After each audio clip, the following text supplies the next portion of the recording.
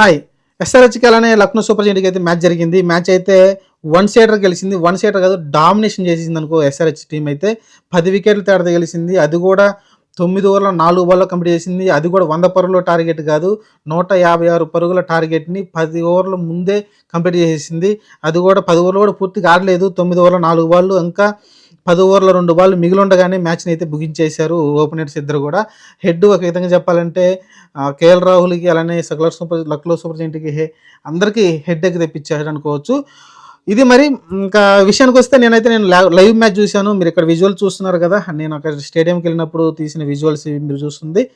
నేనైతే నిన్న లైవ్‌గా మ్యాచ్‌ని అయితే చూడడం చూశాను. ఫస్ట్ టైమ్ వెళ్ళాను ఐపీఎల్ కానీ ఆళ్ళకి క్రికెట్‌లోనే. క్రికెట్ అంటే నాకు చాలా ఇష్టం. కానీ ఫస్ట్ టైమ్ అయితే స్టేడియంకెళ్ళి అయితే మ్యాచ్‌ని అయితే వాచ్ చేశాను. అది అనుకోకుండా జరిగింది. వేరే పర్సన్ ఎళ్ళాల్సిన టికెట్ అతను క్యాన్సిల్ అవ్వడంతోటి నేనైతే తీసుకున్న